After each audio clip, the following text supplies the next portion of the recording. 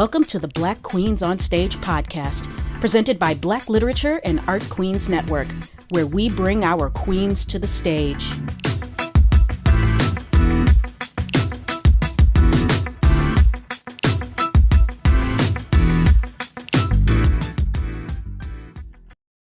Today I'm joined with the lovely and immensely talented Andrea Patterson. How are you today, Andrea?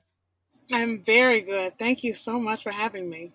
Oh, you have no idea how excited I am because I've been incredibly excited to just speak to you every single time I just come across you because I saw your performance at Detroit Public Theater in the show Paradise Blue. Paradise Blue, for those of you that don't know, is a wonderful play by Dominique Morisseau. Please correct me because I know that you're very close with her. Is it Dominique Morisseau or Morisseau? Dominique Morisseau. Thank you, thank you.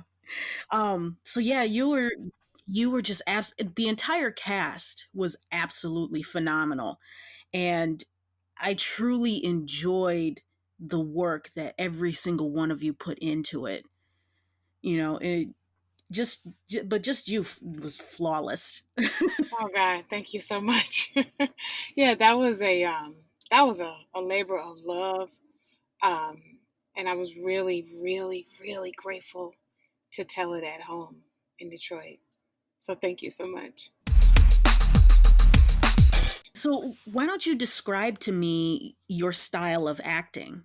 Oh God. I've never been asked that question. My style. Well, I would have to say my style is informed by my background, my life. I'm from Detroit, born and raised, and my style is connected to, I think, realism, just very real, natural. I see what I believe is that anytime I'm on stage and I'm performing, I'm reflecting to the audience, whether it's television, film, or stage, I'm reflecting, reality back on itself. And so telling stories of real people is just as I don't know, it's as real as a person who you know, a person who you don't know, and that I think that style is just it's human, it's humanistic, it's realistic. Yeah, I mean Wow. that's me. That's me saying my style. Maybe someone else watching could give you a little bit more of an objective perspective, but it's how I feel from the inside looking Mhm. out about my style. Wow, that was really poetic. I was just, I don't know. Yeah, that's what my brain works. Well, honestly, I think it's just the way that an artist works because every time I ask this question, um, I get the same type of response where every single artist gives me a very poetic sounding description of what their style is. And I just love hearing it because that's when you know that a person has a passion for it. You know, Mm-hmm. when they Yeah, speak about it absolutely. with so much love, it comes out melodic, and that's how you know the love is there. So I love hearing people talking about what their style of their artistic profession is.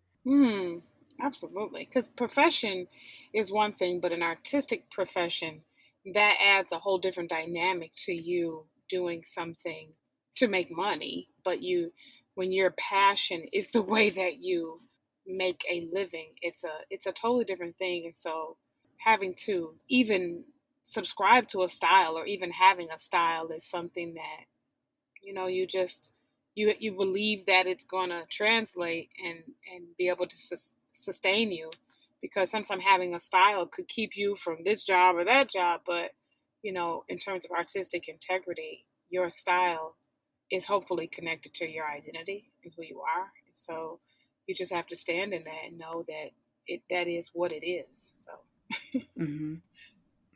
So where do you think this love and passion of acting came from? Like who or what inspired you? man, I think I really am just this really curious kid, and I always watched family members and people around me just try and clunk through life. And uh, I think human beings are so phenomenal. It's very majestic, but also very animalistic. And it's just something about all that energy that comes from my people that gives me that passion to tell their stories. It's I think the medium of acting is the thing. It's is the choice, because that's how I can tell stories. That's how I feel I'm able to best tell the story of the people that I'm interested in the most. Wow. So who are you interested in the most as far as your inspiration is concerned? This might sound even more poetic than that first question, but I am interested in Andrea the Mhm. most.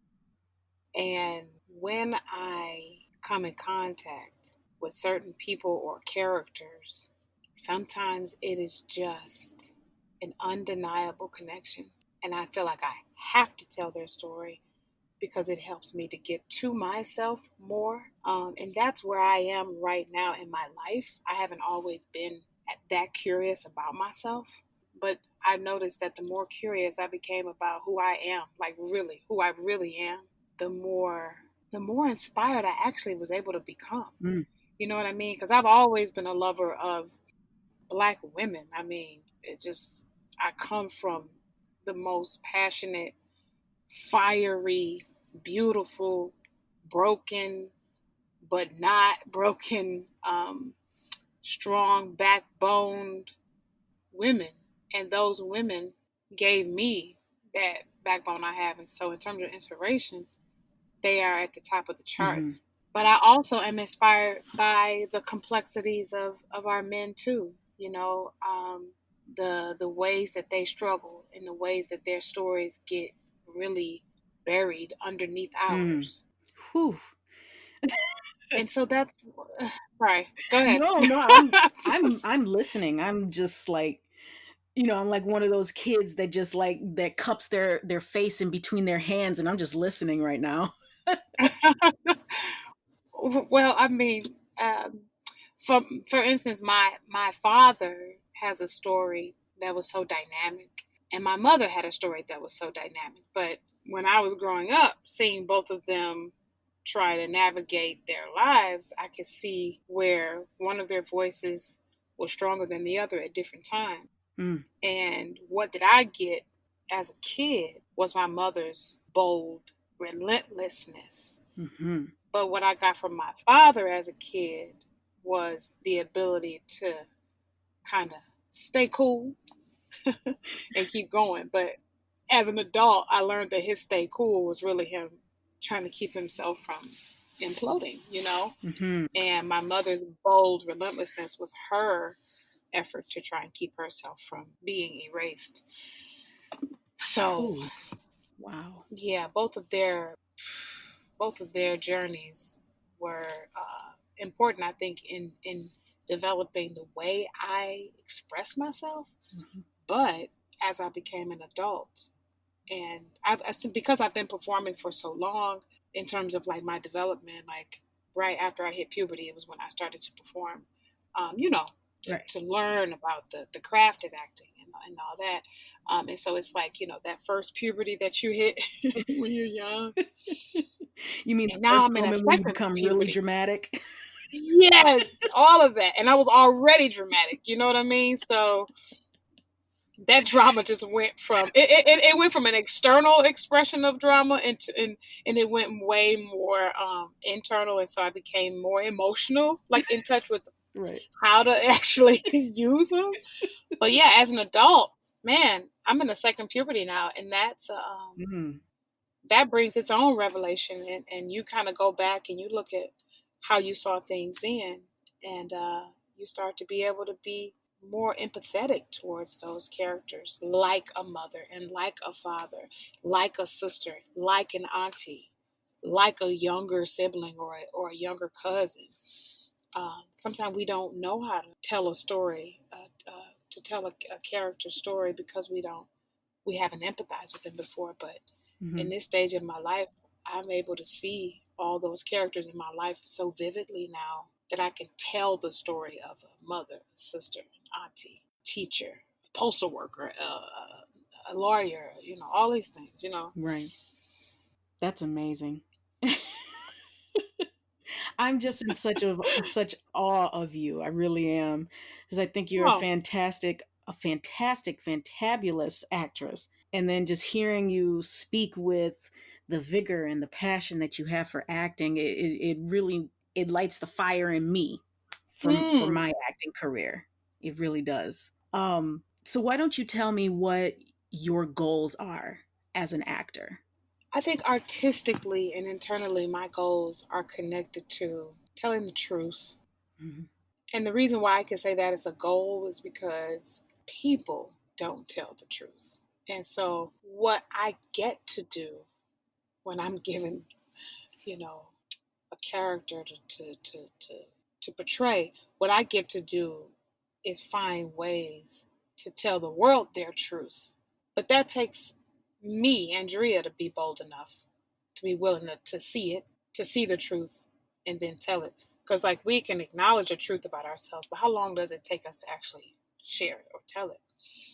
And so, when you journey through a character like Silver in Paradise Blue, you recognize that, she knows a lot about who she is when you first see her. But now she's ready to begin a chapter in her life that she had been afraid to do and held back from doing. And that takes her, you know, coming to a place where she can tell a truth about herself that she hadn't before. And that's the piece. And I feel like I'm cheating sometimes because I'm always able to I gravitate towards characters like that because I it helps me to navigate a lot of things in my own personal, you know what I'm saying, Uh-huh. journey. And so um my goal is really connected to telling the story in its rawest form, Okay. in whatever form that play is written in, or whatever form that screenplay or that particular production is written in. Because there's a way you could tell the truth of a thing without necessarily breaking through the formula that's been given to you. You Right. know what I'm saying? I get that. I'm not changing lines. I'm not changing blocking. You know what I mean? I'm not moving the frame. I'm not telling the cameraman what to do. There's a truth that I could tell through my eyes, my breath, my presence, my energy. So the goal is to get to that truth. Yeah.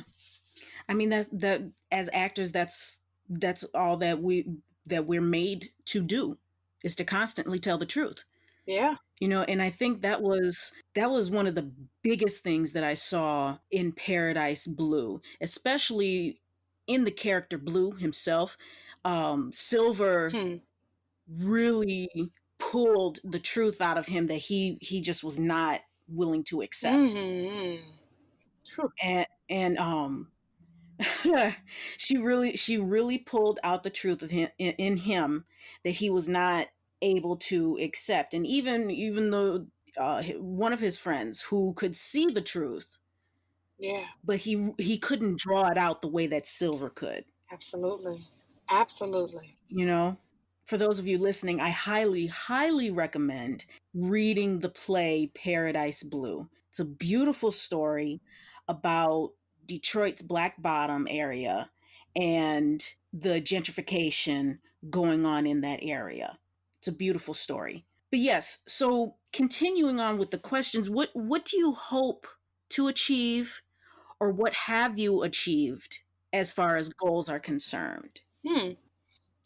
I think what I've achieved is the ability to sustainability. Really, I've been in. I started my acting training at SUNY Purchase College in 2000, the fall of 2000, when I was 17 Hmm. years old, and I'm still here. And I left Detroit at 17 years old Mm. to pursue an education, but that education was really focused and centered in acting. I went, and hence the conservatory training is like having a double and a triple major, and you have all this responsibility. But all of that was happening in the midst of me being 17, 18, 19, so it's you're a person. Everything, anything you do is going to be affected by the your development, and whatever it is that takes you down, or you get too high, too low, you know what I mean? Like Mhm. I've had some highs and I've had some lows, like real deep lows. And so the highs are really, they don't get that high. They just, it feels like when you're in the middle, it feels like a high because you're just grateful to have some balance. Mhm. But man, as the years have gone on, and I have been in different stage of my own personal development, and then just trying to, keep my head above water in New York, very expensive place, and to keep my wits about me. You know what I mean? There are so many different things that could have taken me out of the game, period, in terms of acting. And I could be doing something else, but Paradise Blue was really a coming of age moment for me because it really showed me that you can live a whole lot of life and come into a moment like that and bring so much more to it than you thought you could before. And that is just something that I'm grateful for, actually, to have achieved the ability to stay in the game. You know. Mhm. Hmm. Trying to sustain is hard for an actor. It's really hard. I was like I was telling you when we spoke yesterday, that I had two jobs, Hmm. and then trying to do that on top of getting ready for a show at Detroit Repertory Theater right before the pandemic hit. Um, Absolutely. that's hard. It really is hard. So I definitely empathize with that. Um, I Yeah. definitely empathize with that. And for me particularly, I really didn't start getting that hustle that I was doing until this year, Right. you know? So I definitely understand that. Yeah. The hustle is something that you gotta develop it. It does not come naturally to you in terms of being an actor. You Hmm. can hustle with other stuff, but it doesn't feel right at first to hustle as an actor. You don't really learn that part in school. You learn your craft, but when you come out, you're a brand and you're a Hmm. business. And that part was the part that I just honestly had no clue about how to brand, how to I barely knew how to network. I mean, because I didn't like the energy of selling myself or becoming some industry standard or whatever. So Man, yeah. I can definitely relate to that. Mm. 'Cause for me, I could talk all day long about certain topics, but if you ask me to describe myself, I go completely silent, radio Mm. silence. You know, Mm. um, it's just something that I've never really been that good at doing, but I'm learning. You know, Yeah, we are all learning. Yep. speaking of hustling, Mm. um, since we're talking about hustles, um, is acting your full-time career or do you have a second job yourself? um, when I first graduated from school, I did everything just to pay rent. Mhm. But I mean, not everything, but everything that what I'm saying, within my own particular, you know, moral compass, I guess. Mhm. But I'm a teaching artist in addition to being a stage and on screen performer. And as a teaching artist, it's literally the thing that I use as my practice every day. A musician is going to practice. A good musician is going to practice every day, and the fact that I get to do teaching artist work is for me a twofold thing. Where, for one thing, I'm creating drama and I'm performing it and I'm doing it in front of really tough audiences like the schools, prisons, community programs, colleges, you name it. And as a teaching artist, we utilize the discipline of applied theater to address social issues that are happening, whether Mhm. that be bullying or relationship issues. It could be anything from the way that the social climate is. It could be literacy, helping to enhance literacy. It could be to develop soft skills, hard skills. Applied theater really is that tool that is used to help that I think start the conversation about how do we actually address stuff and change things that we want to change about ourselves. And so that I've been fortunate to do. I've been fortunate to learn applied theater and use it, and it's a part of my real personal belief system. I do truly believe in the power of live in interaction when it comes to actually what we call helping. I believe in that engagement, that one-on-one engagement where you and that person or that group of people are addressing those things head on by looking at this character and seeing them struggle just like you and me. Mhm. Mhm. Hmm. Man. And I've done that since 2006. Mm. So, as soon as I came out of school, I had little jobs here and there in the midst of auditioning and doing shows and, just different things like that. I became a teaching artist. And one of my mentors, his name is Keith Johnston, he said that this was a part of my gift. Mhm. He believed that in many respects it was my ministry. And, whether or not you subscribe to that particular, verbiage with how you worship it, in terms of a ministry, it has been the thing that has been my greatest act of service. Because I do believe that what we do is an act of service, and how we actually, it's very effective, Mhm. and it's been effective for me because I'm developing as an artist, but I'm also developing as a human being, becoming more aware of what's going on in the world, and therefore I'm not in an isolated type of bubble where I'm just trying to get an acting job to show how talented I am. No, I'm interacting with the world and people to be Mhm. able to tell their stories more effectively. What kind of side jobs did you have while you were also working as a, as a full-time actor and also a teaching artist? Like what kinds of jobs? Like did you work in a restaurant? Did you Oh yeah, oh yeah, oh yeah, oh yeah. I was a hostess. I was a server. I worked at a shoe store. I worked at a sneaker store in Soho, down in New York, right near Chinatown. I um I think I walked some dogs. I fed some cats. Um when I do not like cats. Um oh God, I babysat. I actually did some work. It seemed like I was always able to get some type of work or job. I did cater wedding. Is that the right term? Mm. But it seemed like I was always able to get work from a group of people that were from Detroit. It's so many people from Detroit out here in New York. Oh wow. And it was always this like, oh, I got this. Oh, do you know about such and such? Oh, and did you know this and that and this and that?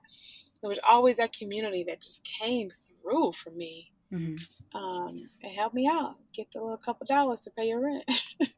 Hey, I mean, got to do what you got to do. And especially Hmm. in an expensive city like New York City. Yes. 'Cause that's my dream place to live. I would love, Really? yeah. Why? The first time I went to New York was in 2014, and I went there to visit the city because me and a couple of friends, we were theater nuts, and I made the proposition like, hey, we're talking about theater. Why don't we go to the epicenter of theater? Let's go to New York. So we went there. I got the chance to see Aladdin on Broadway with the original cast, which was absolutely phenomenal. Mm-hmm. And we explored the city. I went back again, I believe 2017 or 2016 or 17. And I went by myself, and it was just going to be nothing but a theater trip. And I got the chance to see SpongeBob the musical, which was absolutely adorable. Oh God. But I also got the chance to see a one woman show of Josephine Baker, and Wow. that was mind blowing. It was a beautiful Mm-hmm. play. Beautiful, beautiful Mm. play. Um, and I wish that a play like that could be like here in Detroit. Yeah, I would love to see something like that's that. what I was gonna say. It was a beautiful show. I'm trying to remember. I want to say it was in Soho. I can't remember which theater. It was probably the Soho Theater. I think that's the name. Hmm. But anyway, it was a gorgeous play. I got the chance to see like plenty of other musicals. I think in total I saw about 5 different musicals and plays. Well, that's the thing. I mean, I did not train as in musical theater in that Hmm. way. But one thing that was a real interesting kind of shock, not culture shock, but it was just I did not think of theater in terms of Hmm. musicals at all because of my training. The director that I worked with in high school, her name was Marilyn McCormick.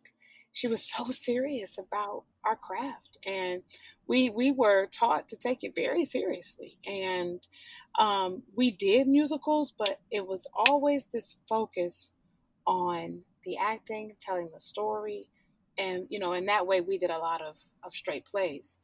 And so when I came to New York, I was so ready to act. And then the my conservatory program, was just also very much so focused on uh, the holistic, just the person, the voice, the speech, the all of the things that have you be able to stand on a stage and tell a whole story. So that was just like, I was like, wow. And I do sing and I move, that they call it move when you're not like a whole fierce, Hmm. dancer. So, I sing and I move, but at the same time, I was just like, I just wasn't prepared for the competitive aspect of auditioning for musicals. And I really was grateful and excited to see how theater had developed in Detroit, because there's so many places to see good theater, because there's so many talented performers Hmm. in other cities, and they all end up coming to New York. But I was just so happy to be able to do some good theater in Detroit, which is an incredible town in its own way, in its own right, different than any other place in the world. Just like New York is, but Detroit people, Hmm. Yeah, I am just in love with that place. it's totally different. It definitely is different. Um, like I do the most work that I've done in a professional theater is at Detroit Rep, and Huh? it feels like home. Yes. You know what I mean? I love theaters. I love working with theaters where it feels like home, where you feel comfortable, where you can be your 100% self, and where you can Yes. be this character and simply just Yes. be. And that's not always the case in other cities. You know what I mean? Like when I was Mhm. in Detroit, I genuinely was able to absorb inspiration at every turn.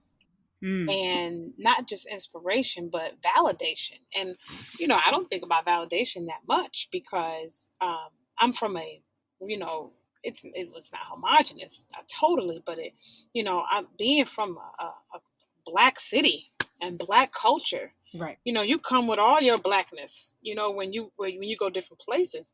But then when it starts to be, you feel energy in certain spaces where that is somehow a problem. You don't know what it is at first, Right. Right. until you go through this phase where you second guess and you feel the insecurities and you get filled up with all these things and you don't know what it is Right. until you go to a place where you do feel comfortable. You go, oh wait, wow, that's what the difference is. And so, I mean, I'm grateful that there's been a shift in the way that the spaces have been, taking care. That they've been making a difference in how they take care of all performers, Mhm. of all different backgrounds, and letting them be themselves in those spaces, as opposed to make this, you got to change the energy. That's the thing about coming to New York. You're like, oh, I gotta, because I'm in New York now. It's like, no. Just figure out how to keep being yourself. Right. You know what I mean? Yeah. And I appreciate spaces like Detroit Rep and Detroit Public Theater that make it a point to be diverse in their shows. Mm-hmm. I Yep.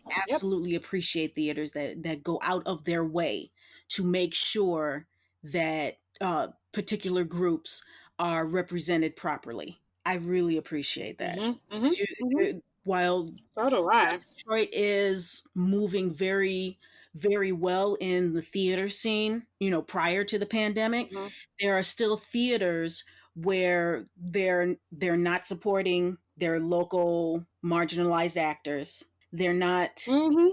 supporting them by, like by intentionally reaching out to them and say like, hey, we need such and such an actor that's not white or cisgendered or a man. Mm-hmm. We need that kind of, and some of them aren't just doing that, but theaters like Detroit Rep and Detroit Public, they're putting their foot down, like saying, hey, we need this show about Black Bottom. Hey, we need this show Mm-hmm. about folks within the LGBT community. We need these kind of shows because that reflects who the people are that comes to see our shows. And people anywhere, everywhere, exist in intersections. And so the Yes. intersectionalities of those shows are in themselves a representation of the real community. You know Mhm. what I mean? It's like instead of seeing shows that when we look at them, we look at how we should be, we're looking at shows that actually reflect who we are.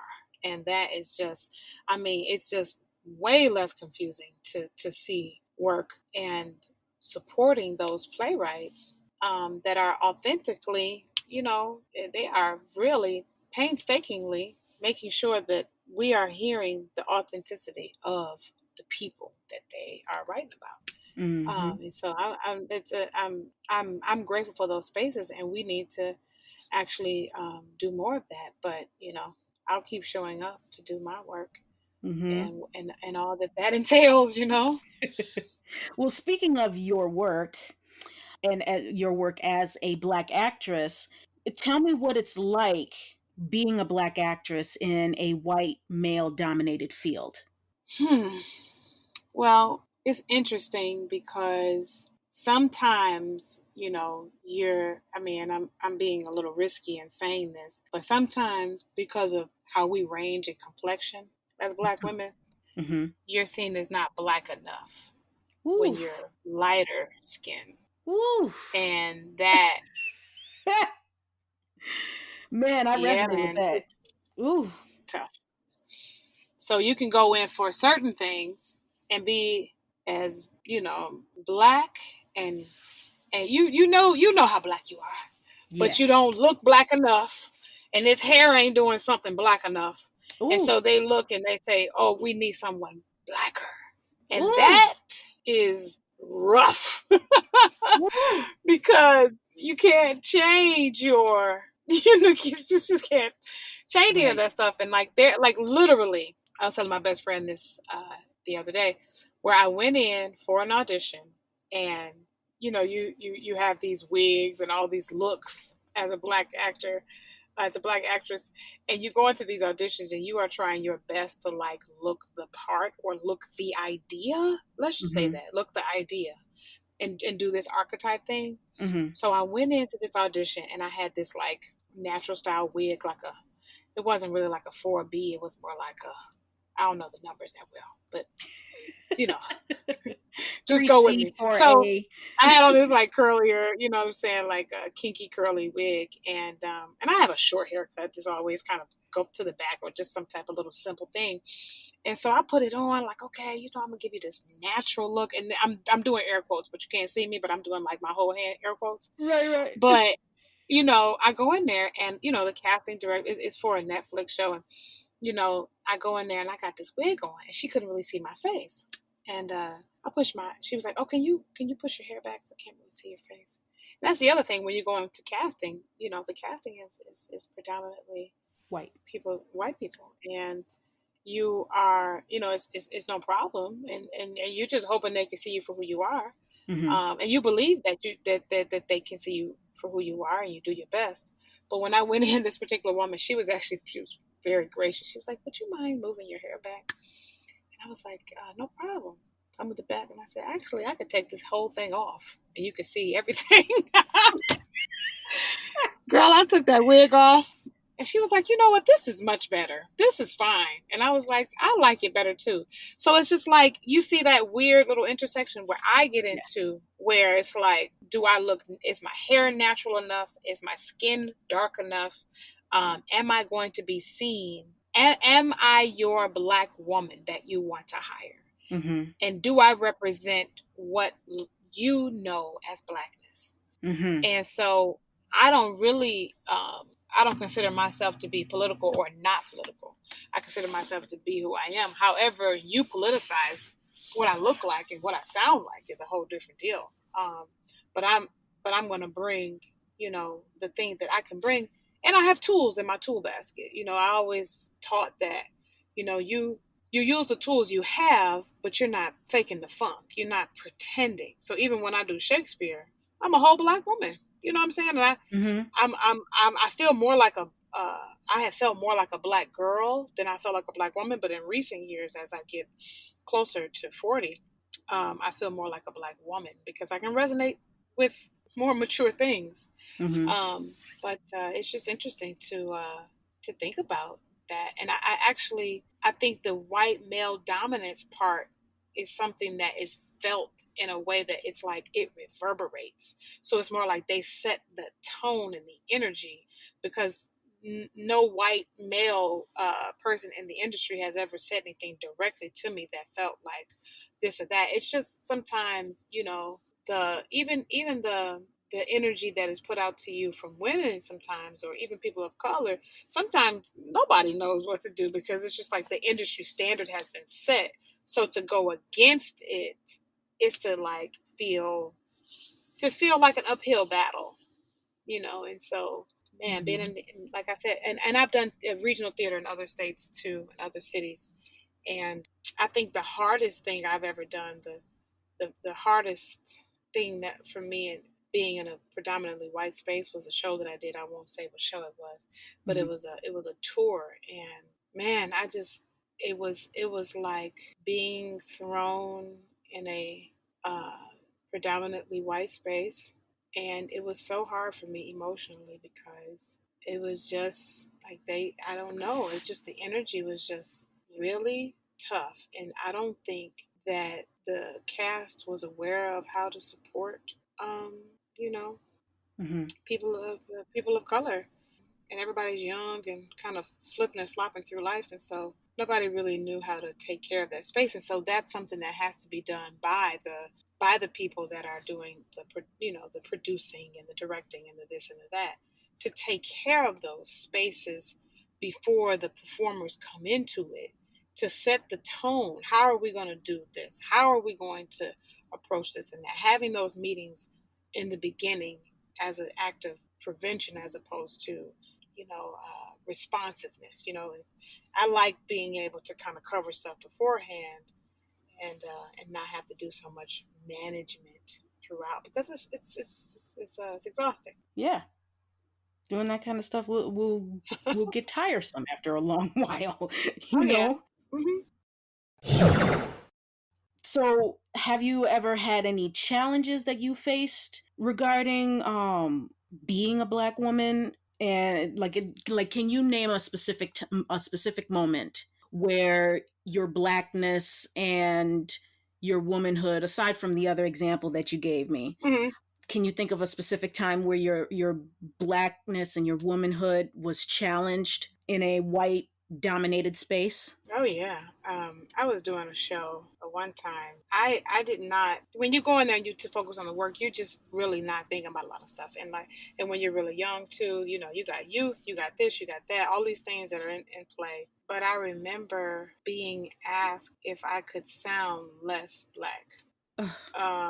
And they didn't use the word black. They were saying, "Could you sound less urban?" That's what the word was. And Mm. I was like, it took me a minute, and I was actually kind of upset with myself because when you're kind of shocked by something, you don't know how to react. And Mhm. everybody has hashtags and everything now, and everybody can take up a fight right now. But I'm telling you, when you're in a moment like that, you're not aware of how to even respond to something. You just kind of be like, okay, you know what I mean? And Right.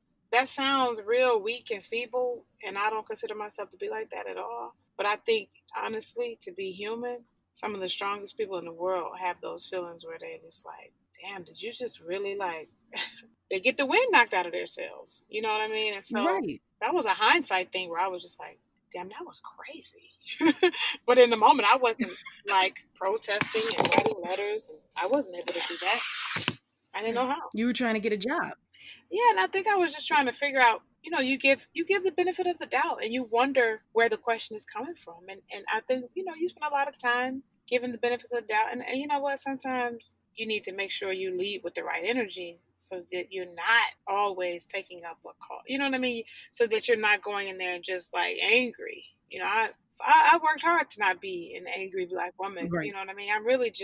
I'm very chill, mostly, honestly, to be honest.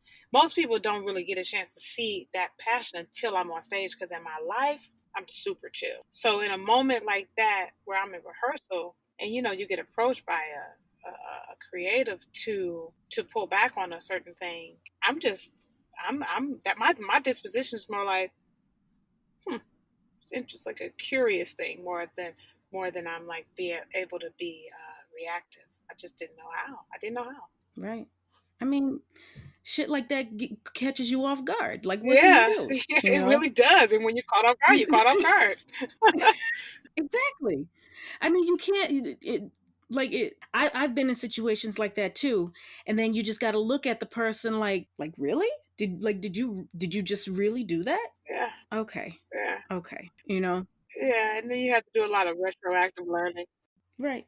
Yeah, and honestly, I just I want to do my work. That's all Right. I want to do. Like honestly, I don't. I'm somebody who in rehearsal most of the time I'm wearing a baseball cap, and I'm just like that's me just saying I'm under the radar Right. because I just want to do my work. I just want to do my work. And so I don't really spend too much time talking about it. Actually, this is the most I've talked about it. But I have the thoughts. But my focus is the work. That's all I want to do. I hear you on that. No, so then explain to me a time when you've worked with a diverse group of people. I think I was doing well let me see, the most diverse group of people outside of teaching artist work, which is can be very diverse and really interesting. I was doing a production with the Classical Theater of Harlem, and we had they really pride themselves on, working with performers of color and to reflect to Harlem, the community that's in Harlem. And so that, we had a lot of black folks, a lot of women, especially because they do classical works. Sometimes you'll have women playing the male roles, and you just obviously have your leading and your almost the entire cast really being of color. And so I remember there was we had Asian American, and there was the diversity even within amongst the black folks, where you had someone from Sierra Leone. There was another person. There was Ghanaian. So not all American. Um, and there were, I mean, even in the costuming and the directorial folks. I mean, you just had backgrounds that were so vast. And then in New York, you have it's very different in Detroit. In New York, it's way more clear the have and the have-nots. It's such a very clear line. But what I love is that the biggest differences you feel in New York are the economic differences, and those economic differences definitely point to like the social and all the other dynamics. But what I loved about working with them is that they were able to bring people from different backgrounds, even within the city. You know what I mean? Nice. So it wasn't just the folks that were considered up. It was the folks that they were underrated. You didn't know about them. You know what I mean? You had these Mhm. brilliant, folks coming out of parts of New York, whether it be like different boroughs or different trainings or just all different backgrounds, coming to tell a quote unquote classical story. But Shakespeare ain't nothing but a bunch of regular folks. You know what I'm saying? Just regular people dealing with their own drama. Now, I will admit for me that I'm not very well versed in Shakespeare, so Yeah. actually at all.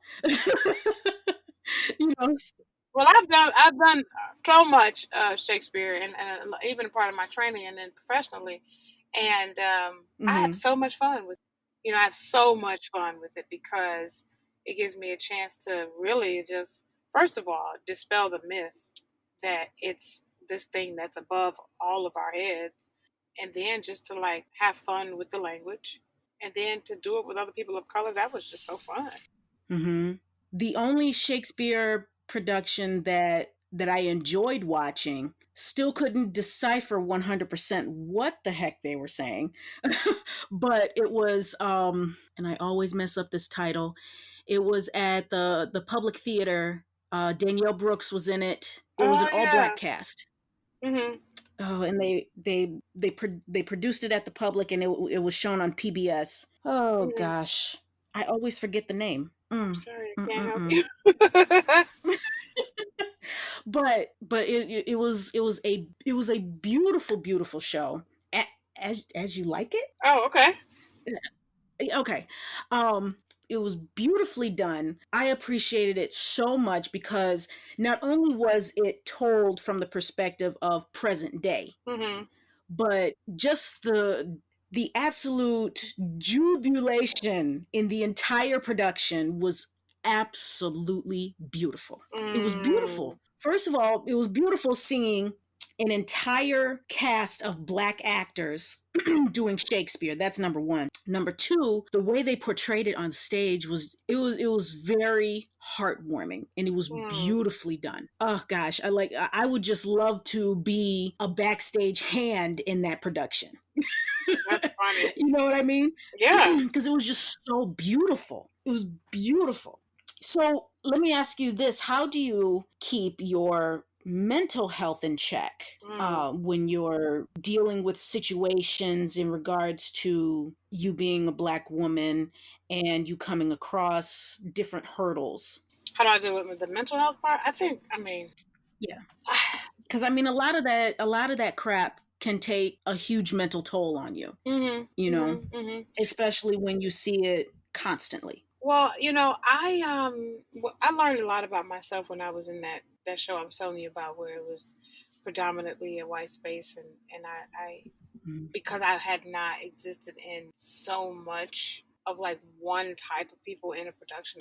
It was a lesson for me in how to protect my energy, because Mm.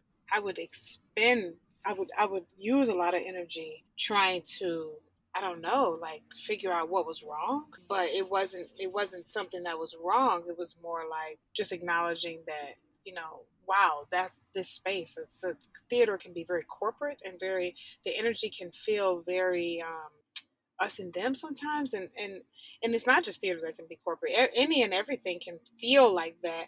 But I think because of that experience, I really just made it up in my mind that I was going to be in spaces where I felt like I could really do my job, do my work. So I stopped going after jobs that was like me being this flexible, black girl who could play white roles, but as the black girl, I just couldn't. I stopped trying to do that. Sometimes we fight to play roles that white women usually play, but I didn't really see the sense in that. So I just, you wait for the work that feels good to you. And so I don't engage in all of that, fighting for stuff. I want to do my work. So when I show up, and the work that I do to affect change in that way is very like apparent in the other areas of my life, like the teaching artist work, and when I'm in conversation with people in the theater community. But when I go after a role, or when I am sent in for a role, I'm showing up there with the expectation that it's okay to be me, and I really move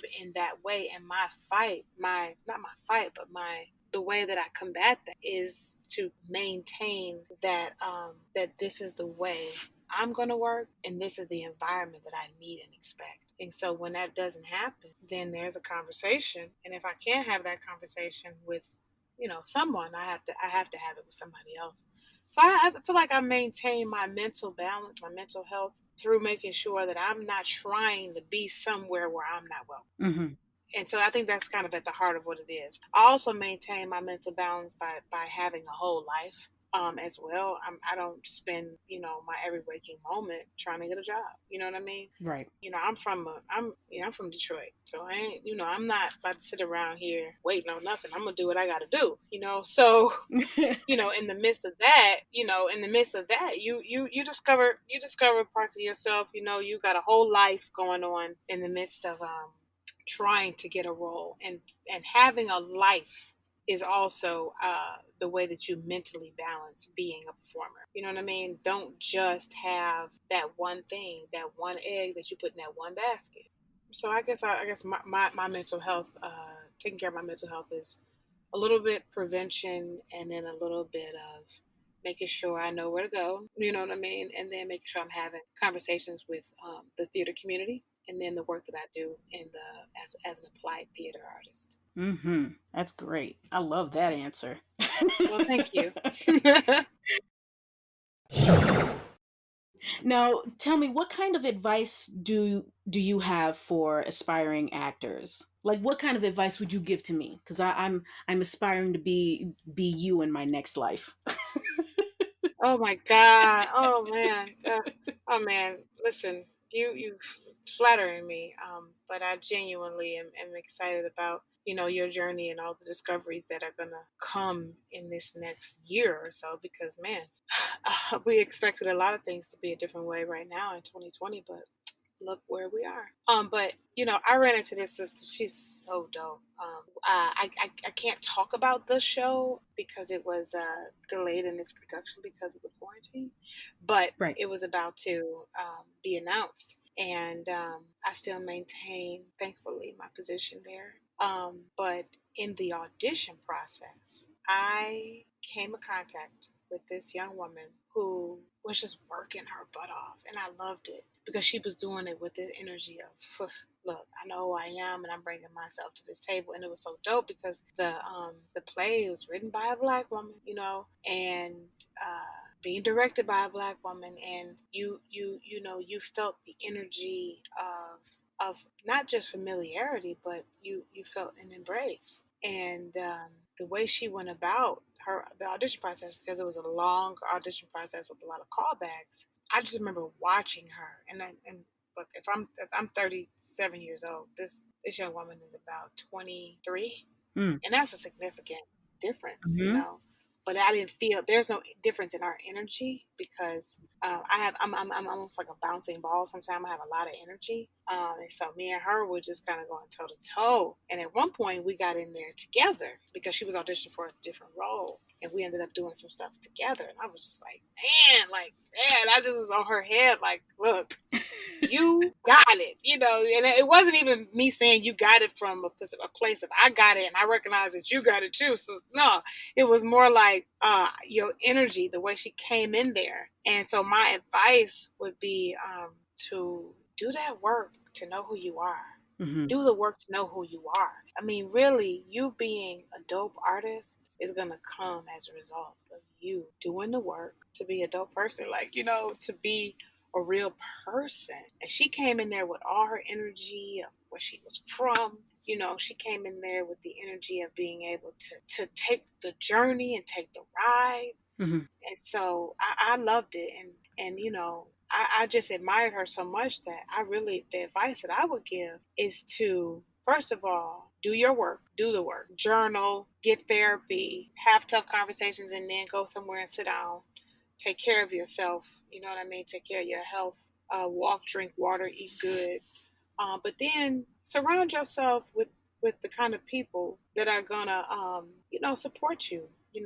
Right. Friend of mine told me, that the five people you around the most are the five people you become. Hmm. And that is something that is true no matter what. And because of the energy, it's real. Yeah. So when you surround yourself with people that somehow they just can't get right, you know, my Hmm. mother used to call a friend of mine. You just can't get right. This is a call. Can't get right. Because when somebody just can't get right, Right. they can have the best of intentions and be the sweetest and the nicest, or they could be somebody who feeds your ego in this way and that way. But man, when it comes down to it, you got to check your environment, look around you, and make sure that you're not having the life sucked out of your very being. You know what I mean? You can't even get up and take a walk around the block, or you just got something holding you in this holding pattern. Yeah. And so I think people being around the right people, doing that work, that personal work, and including therapy, and keeping your little body together in terms of your health, so you can have the energy to combat. Probably, I just appreciate this talk. I really do. I really, really do. Every single person Yeah. so far that I've spoken with, had an interview with, I appreciate every single one of these, because it's just like, it feels like, even though I'm an artist myself, it opens that door even further for me, and I'm able to see and empathize, or experience what they have experienced, what you all have experienced. And Hmm. I'm so grateful of the different people that I've spoken to already. Absolutely. So last thing, Hmm. and this is what I call the Queen's request. The Okay, Queen's request. the Queen's Okay. request.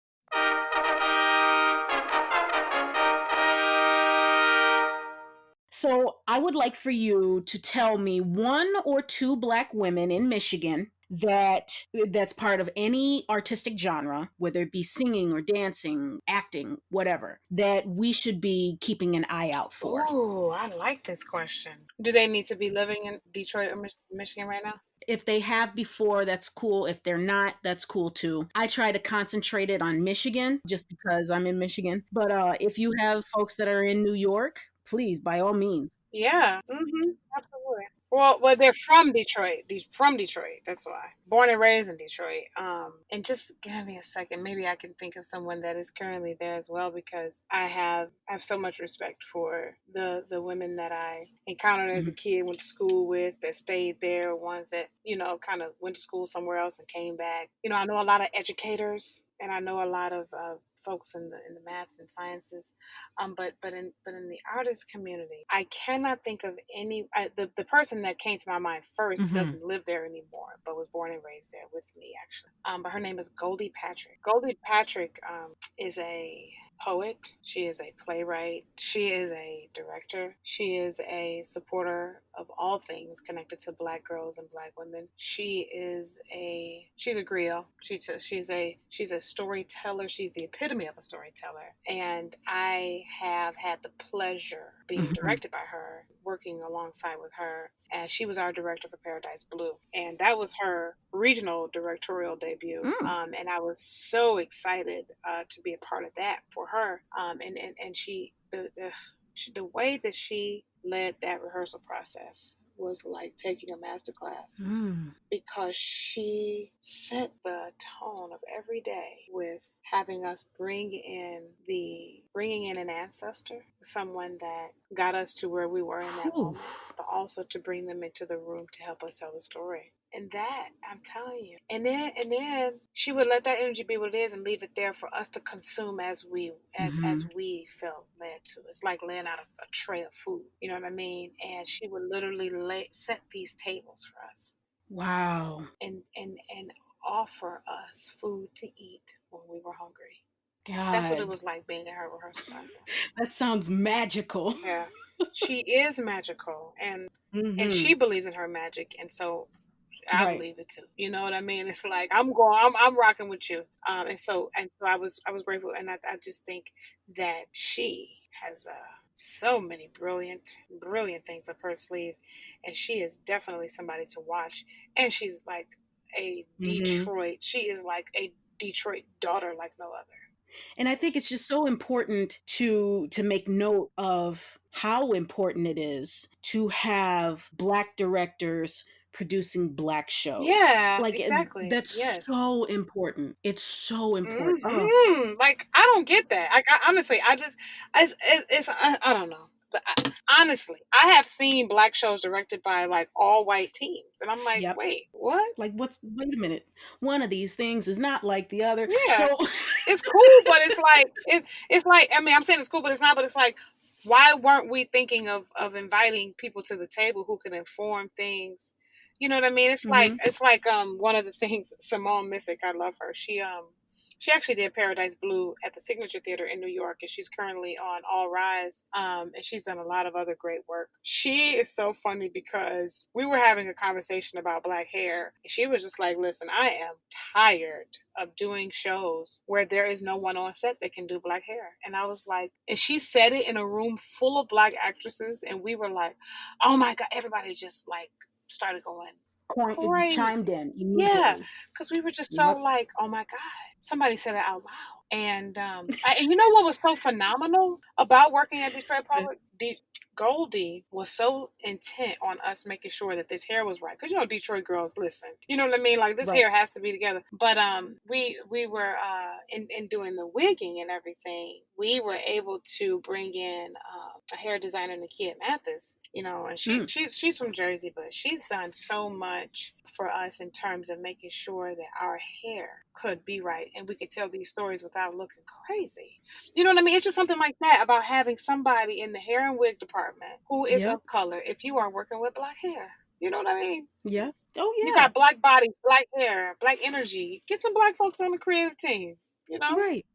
I did a performance of Ain't Misbehaving at the Jet Mm, Theater, and that was so much fun. I absolutely loved my cast and my crew. But the funny thing is that that was the first time that I ever got the chance to work with an all black cast. mm-hmm, Now the crew was white, but that was the mm-hmm, first time that I ever got the chance to work with an all black cast, and the energy was completely different from any of the majority white casts that I've ever been on. mm-hmm, It was, you know, you just you when you talk when we would talk and getting ready with each other, it was a completely different vibe, you know, mm-hmm, and it was almost it almost seemed like we were from a completely different world than what the crew was. You get what I'm saying? And yeah, you know, and it's nothing against the crew at all because the crew was absolutely phenomenal. That was the other best part about it. We had a phenomenal crew that listened to us. that's amazing. They Yeah, listened yeah, to us. yeah. That's And the beauty of them. that's so important. It's so important is when you have a predominantly white space that listens to a crew that's either all or predominantly black, you're doing the right thing. Mm-hmm. You're doing the right thing. That's right. That's right. And I think people are growing now accustomed to coming into the space with an open mind and an open mind about learning about what we don't know about each other, but also coming in with the spirit of you tell me your story as opposed to this is the story that we're going to tell. Whether that be anybody, creative, production team, crew, all of it matters, you know. And so the fights that we have to fight are small they're tiny ones at a time, but they actually make a difference when you're working with theater companies that you know we're not going to be able to work in theater companies that are all you know black or all whatever. And you know the point is to not have it be all, but the point is to be able to come in and have everybody feel like they can be themselves. You know what I mean? Like I love working in Detroit because, you know, I was able to work with like people who, you know, from different communities in Detroit. Like, you know, we have a huge Arab community, you know, in Mhm. Detroit. And I love being able to work with stage management that, you know what I mean, were coming from the Arab community. Like that was a huge part of us growing up. Like, you know, Mhm. that's who we were, you know, that's who we were rolling with a lot of times, you know what I mean? And it was just nice to be able to have that just Arab American and women in the space with us, hearing our story and supporting our story. And then it just, I mean, I left this. I can't wait to come and see your work. I can't wait to come and hear more about the stories of Arab Americans. But then, you Mhm. know, it's just like again, we had Chinese Americans there. We had people from the LGBTQ community. We had you know black men. You know, just able to give voice to what they were involved in. And then, the people that were not of color, the white folks were really supportive. And I was just like, come on, you know what I mean? Like, I'm with that. Let's just Right. all be able to come in and collaborate. And that's something that I learned a lot from the people that I worked with over the years. Dominique Maruso, she's a big believer in collaborative work. And even as a playwright and as an actor, she's such a phenomenal actress.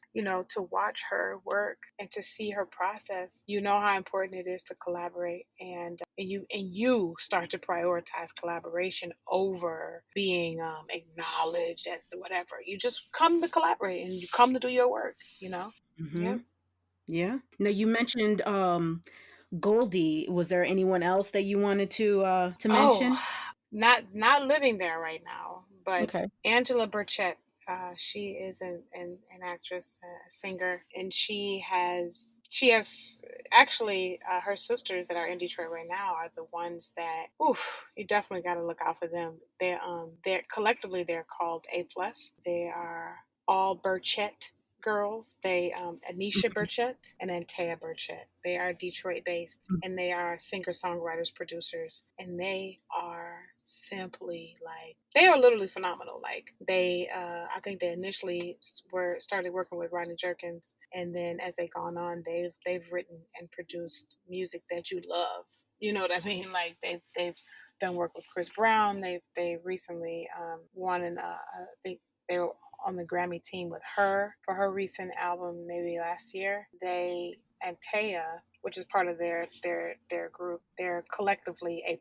But Antea Burchett, she is a master vocal coach and has done so many phenomenal projects. And I think currently she's the vocal coach on the show that the History Channel is doing about Aretha Right. Franklin. Okay. And yeah, and Anisha, like I said, she has been on the writing and production team for countless folks, and they work together in those efforts. And Anisha is, first of all, she is one of the most skillful singers I've ever heard.